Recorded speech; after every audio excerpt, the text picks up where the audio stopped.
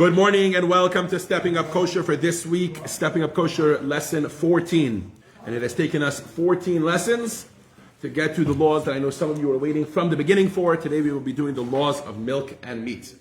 I should restate that. Today we will not be doing the laws of milk and meat. We will be beginning the laws of milk and meat because it will definitely take us a few weeks.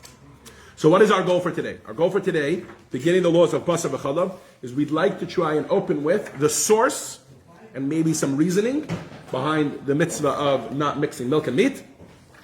And then we'd like to establish some ground rules. Okay? So we're going to do 8 ground rules. Those are kind of the foundational principles of the laws of milk and meat.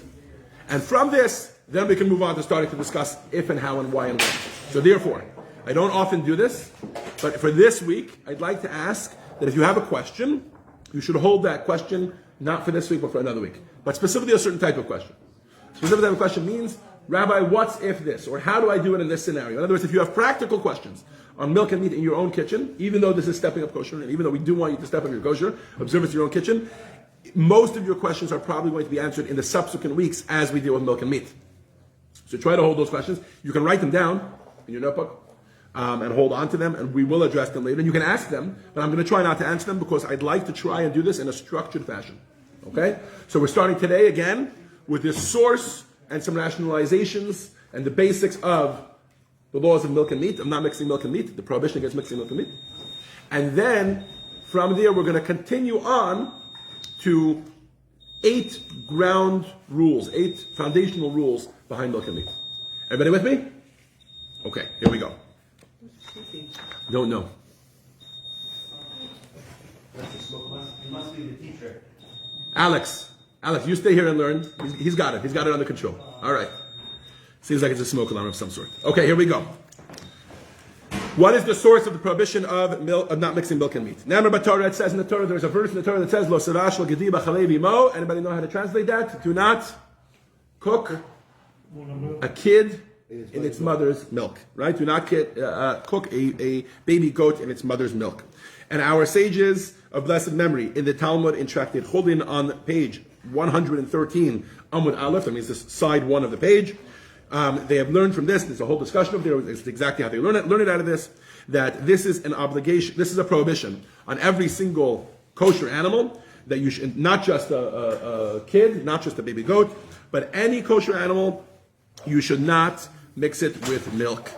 They also taught us that it's not just with milk, but it's with any, it's not just that it's mother's milk, but it's with any milk and any milk product. Why? Because the Torah is basically just giving us the most common scenario where you slaughter a kid and then a kid is very, very soft and you want to be able to cook it, and they would use milk to cook the meat of a kid. The Torah repeats this statement, do not cook a kid in its mother's milk, in the Torah. How many times? Anybody know? 3 separate times. The Torah says the same exact statement in 3 different parshas. And our sages teach us that this is to teach us 3 different prohibitions that there are with regards to mixing milk and meat. Number 1 is cooking. You're not allowed to cook milk and meat together. So if you own a restaurant and you're a chef and you're cooking for non-Jews and you'd like to cook milk and meat together, in order to serve it to them, you're not allowed to because there's a prohibition against you even cooking milk and meat together. That's number 1. Number 2 is eating. You are not allowed to eat milk and meat that has been cooked together by someone else. So you can't go to a non-kosher restaurant where there's a whole bunch of non-Jews and they're going to be cooking the milk and meat together and you're just going to be eating it. You're not allowed to eat milk and meat together. And the third one is for pleasure, that you're not allowed to take pleasure from milk and meat that were cooked together. So for example, if you bought, I'm trying to think of an example. Let's say somebody went onto the Uber Eats app and they weren't careful enough and they ordered a nice cheeseburger from a kosher establishment, let's say from Lenny's Casita. And they do serve cheeseburgers. Sometimes it's with fake meat. Sometimes it's with fake cheese. Lenny's Casita, for example, sells a cheeseburger with vegan cheese. But maybe they weren't so careful. They didn't realize that just recently a non-kosher establishment in Pasadena opened up that is Lenny's. It's called Lenny's Casita. Same name. They're also serving cheeseburgers, right? First of all, it seems like a pretty freaky scenario, right? But the food comes to your door, and you realize. You're like, oh, hold on a second. This cheeseburger is not a kosher cheeseburger. It's not a cheeseburger that's made with vegan cheese. This is not. Well, how do you know? Maybe because the packaging was different. Maybe it's missing the kosher certification. You always look for the kosher certification, right? Okay, so you have now a non-kosher cheeseburger. What are you going to do with it? So you think to yourself, I'm going to throw it out. They think, such a waste to throw it out. Let me give it to my housekeeper who's not Jewish. Let her enjoy it. You're actually not allowed to do that. Why? Because you would be you'd be getting pleasure from milk and meat together. You're not allowed to do that. You're not allowed to give milk and meat to somebody as a gift. Because that's the 3 prohibitions of milk and meat. Number 1, to cook them together. Number 2, to eat them together. And number 3, to have any sort of enjoyment or pleasure from a result of them. Okay? Question. Yes. When I learned the third one, I thought it was benefit from. Benefit from, yes. Okay. So giving it as a gift to your housekeeper is benefit to you. Okay, thank you. Yeah. All right. The reason for this is because the Torah uses the term lo sevashel, not to cook, to teach you that there are 3 different.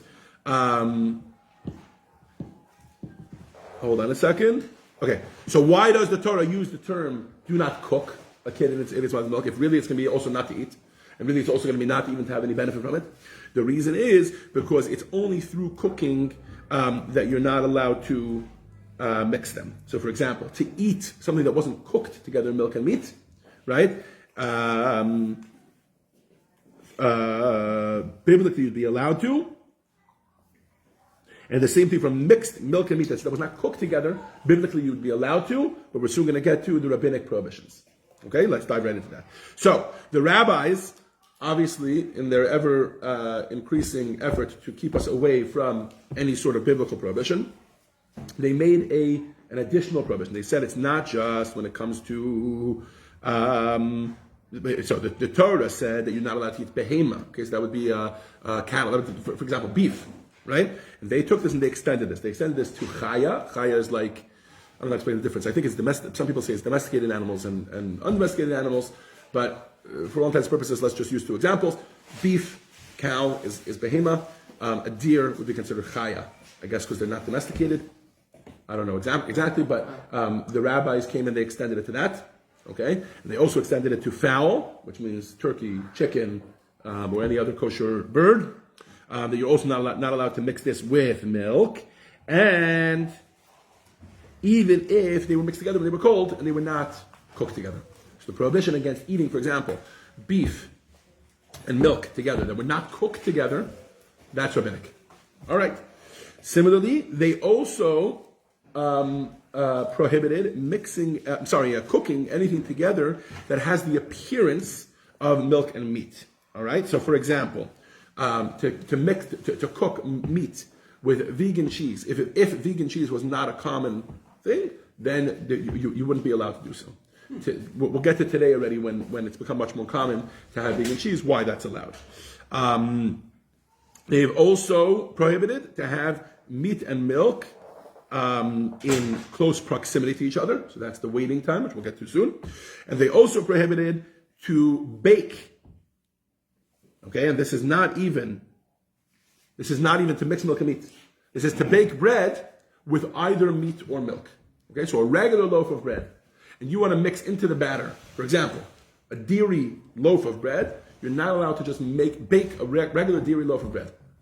In Hebrew, this is called isa shenilosha b'chalav, a batter that was kneaded together with milk. Same thing for meat. If you take meat and mix it into the bread, and it's not. Let me just clarify. We're not talking about a cheese Danish or a meat bureka. That's totally allowed. It's mixing it into the dough so that it's not apparent in the bread that this is milk or meat. All right? So that's why if you go to a bakery and you want to buy something dairy, it's always going to look different than bread. While you're not allowed to cook it like a loaf of bread. The reason for this is very simply. If you take a loaf of rye bread, everyone assumes that a loaf of rye bread can just be eaten. It's bread. Bread can be eaten with milk. Bread can be eaten with meat. And if now you have this loaf of rye bread that was cooked with milk in the batter and nobody else knows this until they taste it, then you're setting someone up for failure. So they've prohibited making... anyways, the details of all of these are going to be discussed in the continuation, as I mentioned in my disclaimer at the beginning of the class, that we're really just giving you the background and the basic axioms or the basic foundational principles of the laws of milk and meat. Okay, let's talk about the reason. Why? So there are opinions. So obviously there's a big discussion among the rabbis. Why are we not allowed to eat milk and meat together? There are opinions that the prohibition against eating milk and meat together is a chok. A chok means one of those mitzvot for which we are not given a reason, and for which even King Solomon didn't understand the reasons. No, thank you. And it's a chok, and that's it. So you just like mixing wool and linen. We don't have a reason for it. We just do it because Hashem said to do it, and that's it. Right? Just like the laws of purity and impurity. Do we understand it? We don't understand it. Right? So there are those opinions that it's like that. However, there are 3 other opinions. Each one gives a reason that they believe this is the origin of the mitzvah of milk and meat. It doesn't really make that much of a difference to us, because even if that reason no longer applies, we still abide by the laws of milk and meat. But here are 3 rationalizations that are given for the reason for milk and meat. Number 1 is that the reason for this mitzvah is in order to avoid extra, how do you say, achzarius? Not violence, but like a lack of mercy in our eating and our cooking. Okay, so we know, for example, that that's one of the reasons that's given behind why we slaughter an animal very specifically the way we do. You can't just go and buy kosher animal meat from Ralph's, right? Because You can, the Ralph's kosher. no, I understand, but I'm saying even if it's just beef, right? You can't eat it because it has to be slaughtered properly, right? And one of the reasons given behind that is because we want to pain the animal as least as possible. So along these same lines, it's not considered very merciful to cook meat in milk. Meat always comes from some sort of an animal. Usually those animals they give off milk, and now you're literally cooking. It's a barbaric thing to do.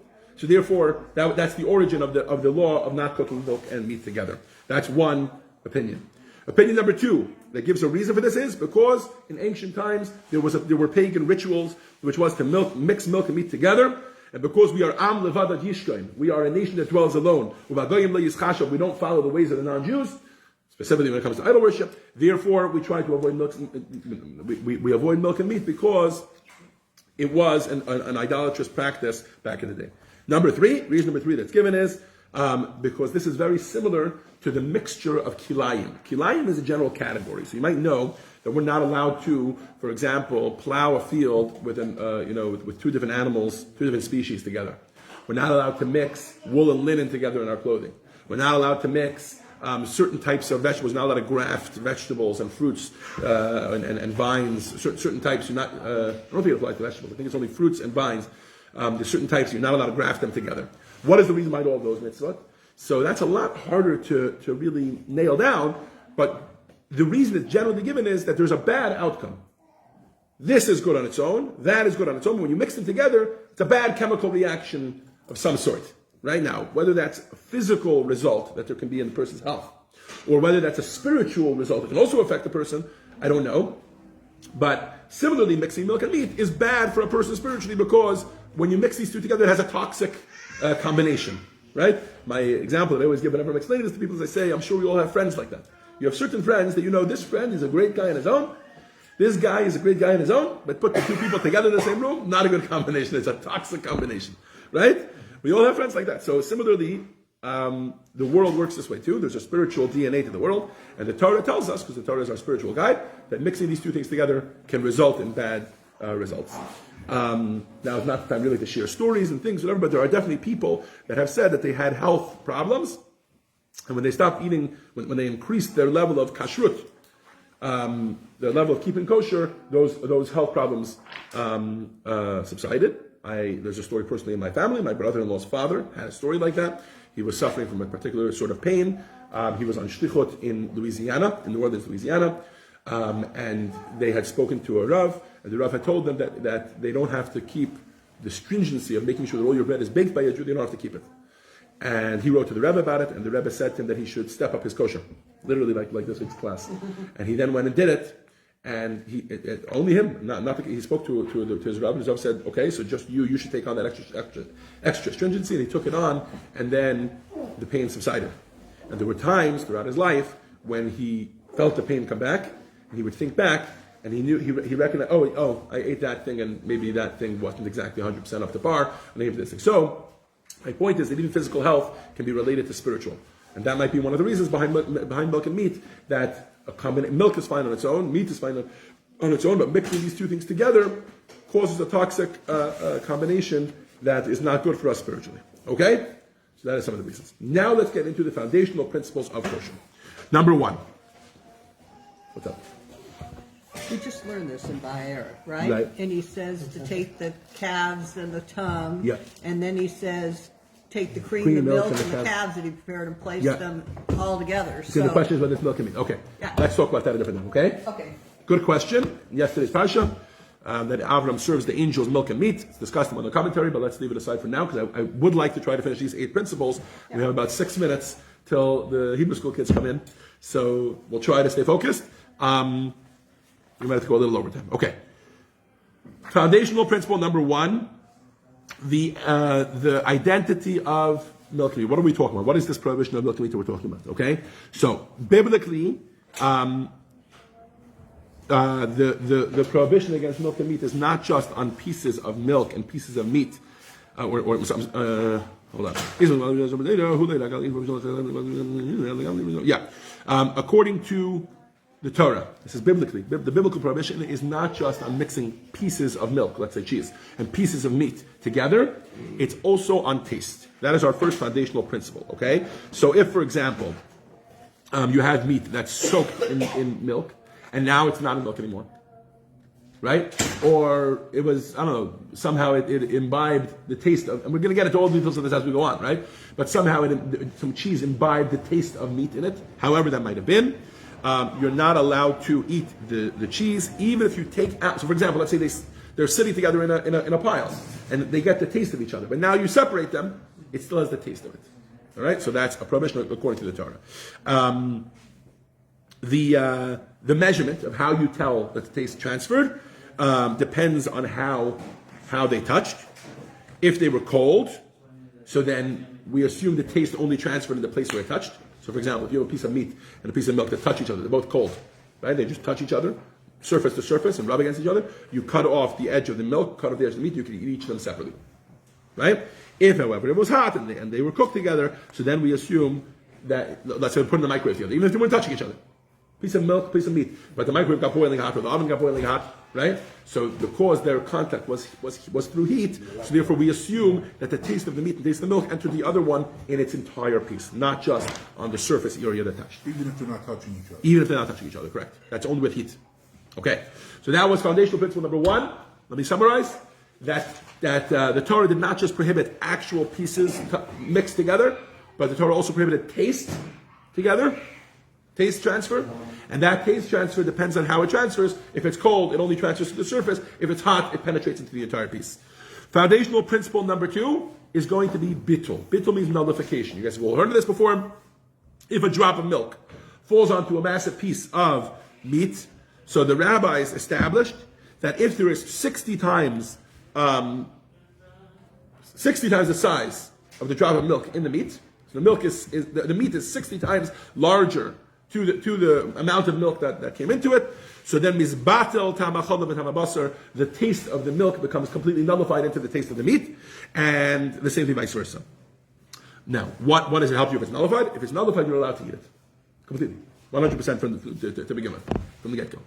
Okay, the same thing the opposite as we discussed. You cannot do this with something that is visible to the eye. This only applies to taste. So, for example, if you have a block of cheese this big. Everybody can see a block of cheese this big, right? It's a small cube of cheese. You throw it into a massive pot of meat, and there is 60 times against it. So it will nullify, but it will only nullify the taste. So if the cheese melted and completely got absorbed into the entire meat, and there's 60 times against the piece because you know how big the piece is, against eating milk and meat is not just with actual physical, tangible milk and meat, but it is even with taste that goes into a pot and then the pot goes out. So for example, if you have a pot and you mixed a nice cholent in it, you cooked a nice cholent in it, and the taste of the meat went into the walls of the pot, and now you clean it out completely, but now you're going to mix something, milk in there, the taste of the meat is going to come out, and that is called basar b'challah, that is still called the prohibition of milk and meat. Okay, so that was foundational principle number 3, is that the taste cannot just transfer with actual pieces, but taste can actually transfer through the walls of the vessel. Foundational principle number 4. We're going to talk about the difference between swallowed taste that enhances or swallowed taste that ruins. Okay? So just because taste is going into the walls of a vessel does not mean that when it comes out, it's considered taste that will prohibit whatever else is being cooked in there. Let's talk about that. If you have a pot that meat was cooked in it, all right? Beautiful. According to Jewish law, this pot is now, the Yiddish word is fleshig, right? It's a meat pot. Why? Because taste went into the walls of the pot. But now the pot sits cleaned, right? It sits for 24 hours. If 24 hours have passed since then, and now you cook something in there, and let's say it's milk, and you're worried about the taste coming out, the taste that is coming out is now called pagum, or negative taste, bad taste. Why? Because it's old, gross, disgusting flavor. So when it comes out, it's not considered good. I guess the authors of the Shulchan Aruch had never heard of a seasoned cast iron skillet. I don't know, for some reason that's still considered positive for the taste of a seasoned cast iron skillet to come out 3 years later. It's still considered positive. From a Torah perspective, from a legal halachic perspective, taste that comes out of a pot once it has sat for over 24 hours is now considered tam pogum. It's considered disgusting taste, bad taste. All right, everybody with me? What if you want to cook meat now again? Oh, then you're for sure good, because the pot was meat to begin with. But if you want to cook milk in it, you shouldn't do it to begin with. We're going to talk about it soon. But you shouldn't do it to begin with. But technically, the milk dish is not prohibited because it has a taste of meat in it. Because the taste that's coming out is considered bad taste, old, moldy taste, if you will. Okay.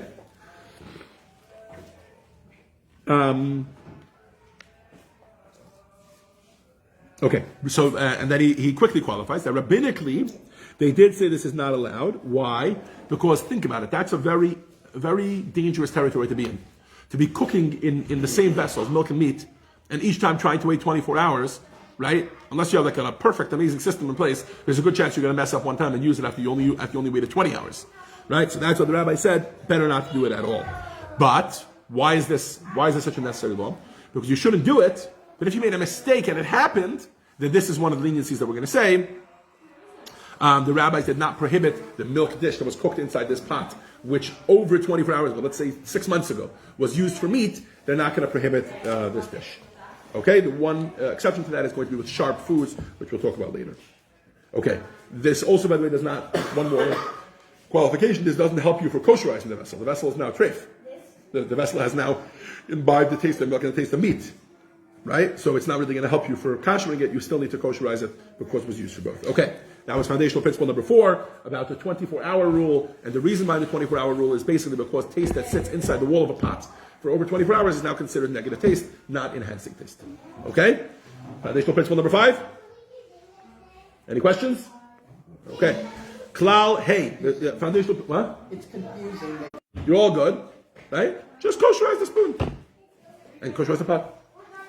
But at least you saved your dish, which is always what we're trying to do. Okay. Foundational principle number 5 involves sharp foods. Okay? So, if you're talking about sharp foods, and they have pickled in a vessel, let's say an onion, and pickling from a halachic perspective is only 18 minutes. Okay? So you have an onion is sitting in some water inside a pot for 18 minutes. Waiting for you to do something, whatever it is, right? It changes the taste of whatever is in the wall of that vessel from being negative taste, because it was over 24 hours old, now it becomes positive taste, becomes enhancing taste. And therefore, if you have a pot that was fleshing, I had a milk dish cooking on my stovetop, right? And I by mistake took a meat spoon and I mixed it. His first question was going to be, when was the last time that spoon was used? Let's say you say, oh, probably last week. At least 2-3 days ago. It's going to be perfect. We're clear there. Then he's going to ask you, the milk dish that you are cooking, does it have, tell me the ingredients. Does it have onion in it? No. Does it have garlic? No. Then you're good to go. All right? Okay. If you have the sharp food, it's not good to go? Correct. If you have the sharp food, then it's not good to go because the sharp food makes the taste that comes out of the wall be fresh again. Okay. That's the technicality here. Okay. All right. Foundational principle. So that was about sharp foods and the special potency that they have. Foundational principle number 6 of 8. We're doing 8 of them today. When you cut with a knife. Okay, so this is the specialty of a knife. This is the exception of a knife. When you cut with a knife, the knife is clean. All right? And now so it's a brand new knife. You now cut with it a hot dish. The knife spits out whatever taste it has inside the knife into the hot food. All right. If the knife is not clean, if the knife has some grease on it, then for sure you have a problem and it'll go right into it. If you cut a sharp food, so now we have 2 exceptions together. You're cutting, which is a knife. And, but let me just clarify the knife a little bit. In the halacha terms, it's called duchka de sakina, which means when you cut, you're pressing very, very strongly, and that's why we're saying the taste goes in deeper. Okay, that's what we're saying. It's comparable to cooking. Now, what if you do both? What if you're cutting and you're cutting an onion, right? So the combination of the pressure from the knife and the sharpness of the onion cause the knife to spit out its taste, even if it hasn't been used in the past 24 hours. Cut it with a knife and sharp food. Rule number 7. There are different ways that a vessel can swallow and spit out taste. We've already learned about this when we spoke about so any sort of food that sits inside a liquid for more than 24 hours, and if it's something sharp, then it's even 18 minutes, right? That is another way of taste transferring into the vessel. And number 3 is if you cut with a knife, that was the third way. Why is this so important? We'll get to later. But those are 3 ways that taste can transfer from a food into the wall of the vessel, either through cooking, or through pickling, or through the pressure of a knife. Okay, how do we get rid of taste that was swallowed into the wall? I'm sorry, taste that went into a piece. So the piece of meat, and some taste of milk went into it. How do you get rid of it? So when milk and meat peel off, what? 30 seconds. Greda means to peel off the edge of it. Okay. Number 3 is, I'm sorry, like to grind off the edge of it. Number 3 is peeling, right? So you peel off the edge of it. Number 4